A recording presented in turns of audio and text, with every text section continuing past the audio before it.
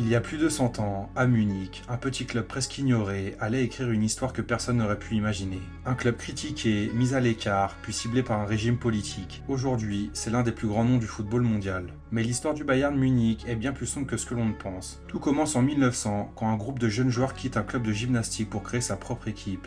À Munich, le club soutenu par les autorités, c'est le TSV 1860 Munich. Le Bayern, lui, est plus petit, plus libéral, presque marginal. En 1932, il remporte enfin son premier championnat d'Allemagne, mais un an plus tard, tout bascule. En 1933, Adolf Hitler arrive au pouvoir. Le président du Bayern, Kurt Landauer, est juif. C'est lui qui a structuré le club, qui l'a professionnalisé et qui l'a mené au titre. Avec les lois antisémites, il est forcé de démissionner. En 1938, il est interné au camp de Dachau. Il parvient ensuite à fuir en Suisse. À cause de sa direction et de ses membres juifs, le Bayern est surnommé le Judenclub, le club des juifs. Pendant que d'autres clubs sont favorisés par le régime, le Bayern décline. Puis vient 1945, Landauer revient. En 1947, il reprend la présidence, il reconstruit le club dans une Allemagne détruite. Et quelques années plus tard, une génération exceptionnelle émerge. Franz Beckenbauer, Gerd Müller, Sepp Maier. Résultat, 3 coupes d'Europe consécutives dans les années 70. D'un club marginalisé et stigmatisé, le Bayern devient un géant mondial. Comme quoi, derrière un grand club, il y a parfois une histoire que peu de gens connaissent.